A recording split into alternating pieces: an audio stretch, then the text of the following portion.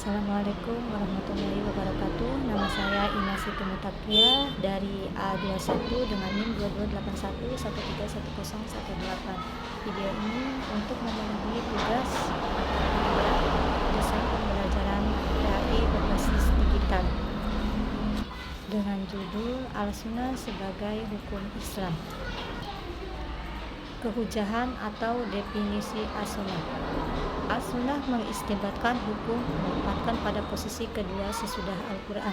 Sunnah sebagai hujah dalam mengistimbatkan hukum terbagi atas tiga, yaitu sunnah qauliyah, yaitu hadis Rasul, sunnah fi'liyah, yaitu perbuatan Nabi, dan yang ketiga adalah sunnah takririyah, yaitu sunnah seseorang melakukan sesuatu perbuatan atau mengemukakan sesuatu ucapan kepada Nabi, dan Nabi mengetahui apa yang dilakukan orang itu dan mampu menyangga, namun Nabi diam dan tidak menyangganya, maka hal ini merupakan pengakuan Nabi.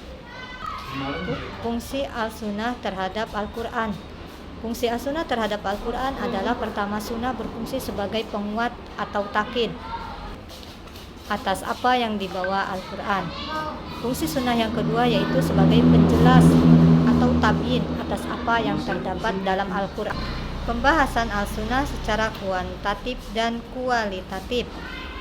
Hadis atau yang disebut dengan sunnah adalah segala sesuatu yang bersumber atau disandarkan kepada Nabi Muhammad SAW, baik berupa perkataan, perbuatan, dan takrirnya. Al-sunnah atau hadis secara kualitatif.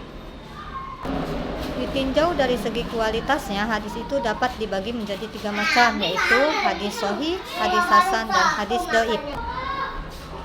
Satu, hadis sahih, yaitu hadis yang diriwayatkan oleh rawi yang adil, sempurna ingatannya, sanadnya bersambung-sambung, tidak berilat dan tidak janggal.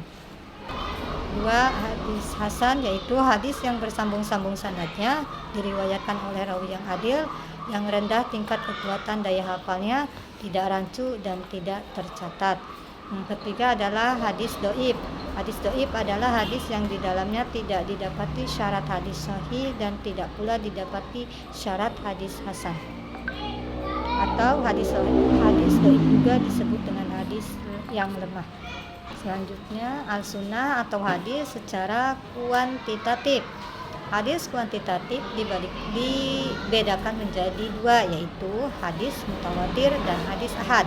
Hadis mutawatir adalah hadis yang diriwayatkan oleh banyak rawi pada setiap tingkatan sanadnya, dan menurut akal tidak memungkinkan mereka sepakat untuk berdusta dan memalsukan hadis.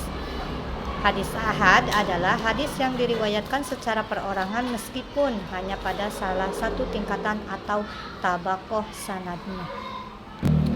Pertanyaan saya untuk diskusi yaitu: satu, apa perbedaan as-sunnah dan Al-Quran?